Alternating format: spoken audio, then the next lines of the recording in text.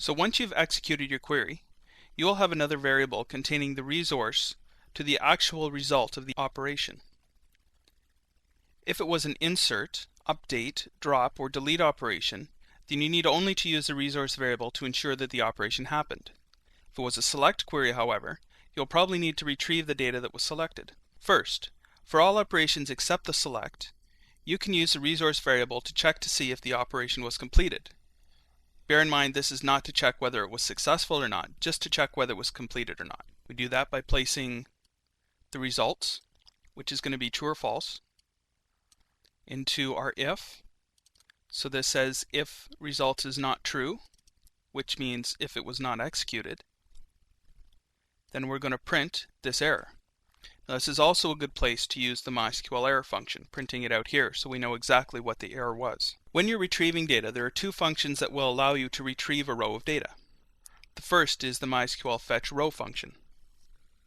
This function will return the MySQL data row into an array, with the indexes being 0 to however many number of columns you've retrieved.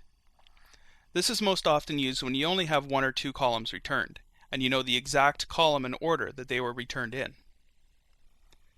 The other functions that I find more useful than the MySQL fetch row function is the MySQL fetch array function.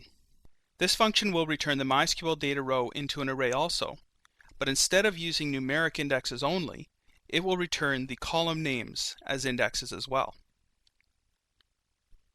Now if you want only the column names as indexes, then you can add an argument to the end of the MySQL fetch array called MySQL assoc, which stands for MySQL associated, as in an associative array. This way you can directly reference the column you want to use by name, rather than working with an impersonal number like you get from the MySQL fetch row function. Each of these functions take the resource variable as their argument. That is the resource variable from your MySQL query, not your MySQL connection. So as you've probably guessed, you can only retrieve one row at a time using these functions. If you only have one row to retrieve or only want to retrieve the first row, that works out really well. But if you have more than one row, then you need a way of retrieving all that data. So let's take a look here. If you've only got one row you want to retrieve, you can write your script something like this. Open our database connection and select our database. This is our query selecting where customer ID is 1, so it should only return one row because that's a unique primary key. So we run our MySQL fetch array, so that'll return an array of data into the variable data, using our resource res, which is our query resource. And here we've got that argument, which I'll take out for the moment, so you can see how the MySQL fetch array works by default. So you can see here, it's the results of our query. It's gone into the database, selected a row, and it's printing out that row. Now, because we removed that argument, we've got numeric indexes as well as named column references. So if we're now to loop through this in a for each to make an operation on each one, you've got duplicates. That's the same, this is the same, and this is the same.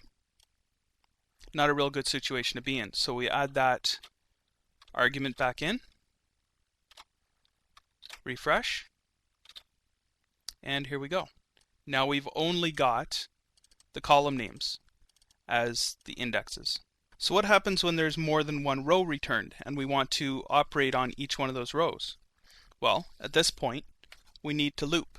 And we'll just comment this code out and uncomment our multiple row retrievals.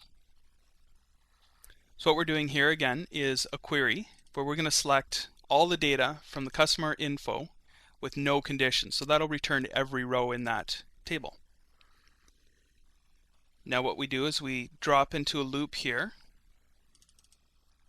and then we're going to print out the results of that MySQL fetch array every time we loop through. The while loop is going to continue through as long as there is data returned in the data variable. When there are no more rows left to retrieve from the resource link, the data variable becomes empty, aborting the while loop. This is a standard way that I use everywhere to retrieve rows of data. In most cases, I'm using the data right within the loop, but if you need it outside of the loop, you can copy the data into another variable, or even create a multidimensional array of the data to use outside of the loop. So we'll take a quick look at the results of this. There we have our first row, our second row data, and our third row data. So there's your basic method of retrieving MySQL data in PHP. In our next movie, I'll review a few other useful PHP functions that are related to MySQL.